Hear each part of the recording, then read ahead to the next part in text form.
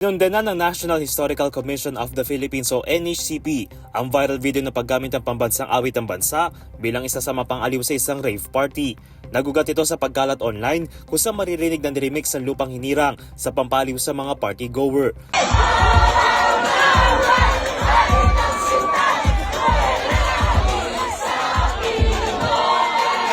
Nakaabot ito sa NHCP at sinabi nangyari ito umano noong Disyembre nakaraang taon sa bansang Amerika.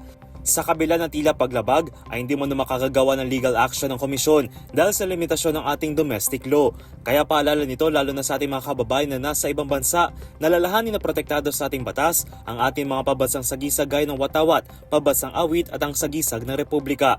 Bagaman kinikilala nito ang iba't ibang forma ng pag-ibig sa bansa, ay payo nito na gawin ito ng may pag-iingat at nakaayon sa umiral na batas at pag-unawa sa kultura at tradisyon. Samantala ayon sa Republic Act No. 8491 o Flag and Heraldry Code of the Philippines na pinagbabawal ng pagbago sa original na bersyon ng pambansang awit, gayon din na gamitin ito para sa recreation at entertainment purposes. Ang mga ganitong uri ng paglabag ay maaaring maparusahan ng kulong o hindi naman ay multa na depende sa magiging hatol ng korte.